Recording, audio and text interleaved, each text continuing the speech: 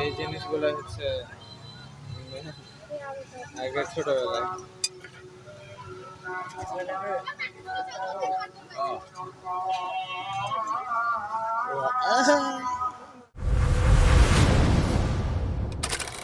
আসসালামু আলাইকুম। কেমন আছেন সবাই? আজকে একটু গেছিলাম রাজশাহী মক্কা চক্ষু হসপিটালে। সেখানে যাওয়ার মূল উদ্দেশ্য ছিল মূলত ছোট ভাইয়ের চোখের ট্রিটমেন্ট করার জন্য বা চোখের চেকআপ করার জন্য।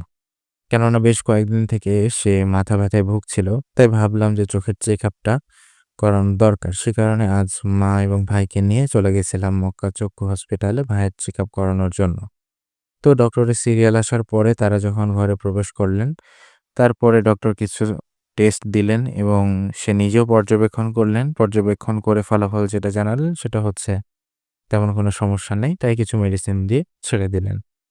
তো বের হয়েই সামনে দেখি যে রথের মেলা চলছে। তো রথের মেলা চলছে যেহেতু মূলত মেলাতে আসার মতো কোনো মানসিকতা নিয়ে এসেছিলাম না। কিন্তু যেহেতু বের হয়ে সামনে দেখছি যে মেলাতে একটু ভাবলাম যে সে মেলা থেকে ঘুরে যাওয়া যাক। তো ঘোরাফেরা করা শুরু করলাম।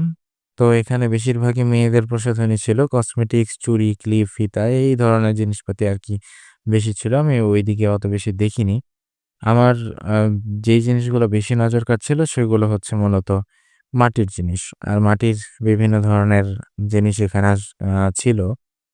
কারুকার্য বিভিন্ন ধরনের ছিল যেমন ফল-ফলাদি এরকম ধরনের অনেক কিছু ছিল। এগুলো আসলে ছোটবেলার স্মৃতিকে মনে করিয়ে দেয়। আর বেশ ভালোই লাগে।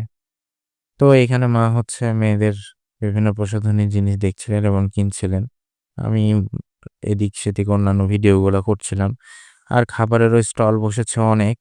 বিশেষ করে মিষ্টি জাতীয় খাবারের স্টল এখানে বেশি। আর আমার সবথেকে বেশি মাটির গুলোই বেশি ভালো লাগছিল। এখানকার এই মাটির জিনিসগুলো চমৎকার লাগে। আর খুব সুন্দরভাবে তারা সূক্ষ্ম কারিগর দ্বারা এগুলো তৈরি করা হয়, যেগুলো দেখতে খুবই চমৎকার লাগে আমার কাছে। মেলার যে জিনিসটা আমার কাছে সবথেকে বেশি বিরক্তকর লেগেছে সেটা হচ্ছে যে ২ পাশ দিয়ে মেলা আর মাঝখান দিয়ে একটা রাস্তা আরকি যা খুবই বিপজ্জনক। হাঁটা চলাফেরা করার সময়তে সেখানে বিপদ ঘটলেও ঘটতে পারে। কারণ এদিক দিয়ে বাসও যাচ্ছে। তো এটা যদি কোনো মাঠে করা হতো তাহলে আমার মনে হয় একটু বেশি বেটার হতো এবং হচ্ছে উম রিস্ক কম থাকতো আরকি। তো যাই হোক ভালোই লাগছিল। আর এখানে মিষ্টি জাতীয় জিনিসগুলা আমাদের বেশ ভালোই লাগে। তাই কিছু নিয়েছিলাম খাবার জন্য। তো মিষ্টি জাতীয় খাবার নেওয়ার পরে দেখলাম যে গুঁড়ি, গুঁড়ি বৃষ্টি পড়ছে। তাই আর থামলাম না। বাসার উদ্দেশ্যে রওনা দিয়ে দিলাম। এই ছিল। ধন্যবাদ। আসসালামু আলাইকুম।